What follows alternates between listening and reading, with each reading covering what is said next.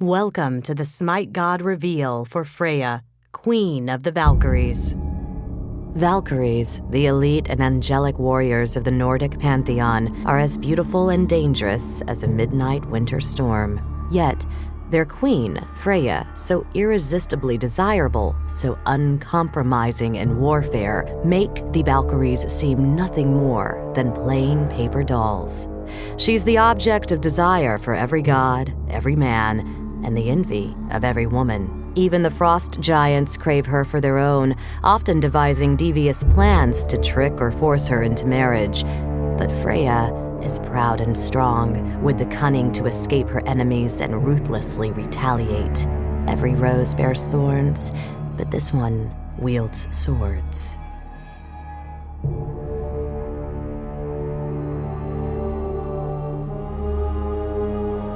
In SMITE, Freya is a melee magical fighter. Freya's passive is called Breezing Amon's Blessing. Freya's necklace converts a percentage of her magical power to physical power, allowing her basic attacks to gain in strength as her magical power grows. Her first ability is called Irradiate. Once activated, Freya's basic melee attacks do additional magical damage, plus a percentage of her magical power for a short time. If her second ability, Pulse, is also activated, this bonus damage is reduced. Her second ability is called Pulse. Once activated, Freya's basic melee attacks become ranged attacks for a short time. These attacks also do additional magical damage and slow the target and nearby enemies. If Irradiate is also active, the ranged attacks no longer affect nearby enemies or slow. Also, the bonus damage is reduced. Freya's third ability is called Banish. When cast at her ground target, all enemies in the radius are lifted into the air, where they stay for the duration of the ability, unable to perform any action or take any new hits. Freya's ultimate ability is called Valkyrie's Discretion. Freya uses her cloak of feathers to fly above the battle, raining down magical attacks from above while being immune to all attacks.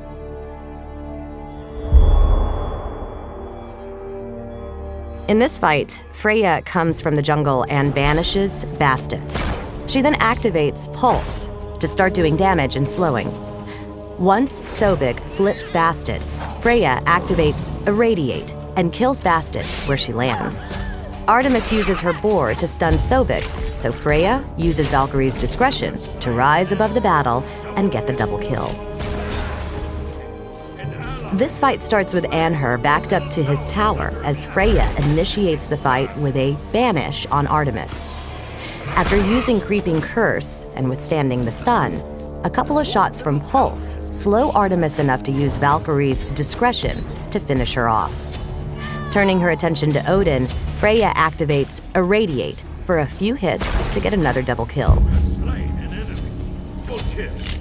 In this fight, Freya comes out of the jungle again. This time, she leads with the area damage from Pulse, saving Valkyrie's Discretion for Ares' No Escape, making for a devastating combo for yet another double kill.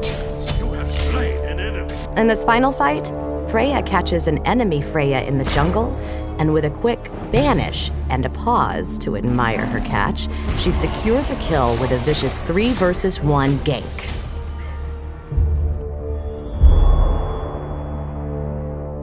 For skills, it's really good to start Freya off with a point in Pulse to allow her to farm in the laning phase from a distance, putting her second point into Banish to escape early trouble. From there, the priorities shift to Valkyrie's Discretion, Pulse, Irradiate, Banish. Because Freya is an interesting mix of magical and physical attacks, there is a lot of flexibility in how you build her. A typical start would be primarily magical with some attack speed built in as well. Starting with rank 2 of the Boots of the Magi and a couple of potions is good. Polynomicon is an excellent item on Freya, so getting that item next after your boots is recommended.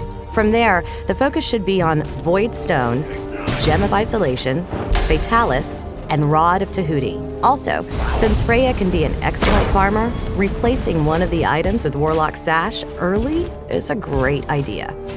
Thanks for watching the SMITE God reveal for Freya, Queen of the Valkyries.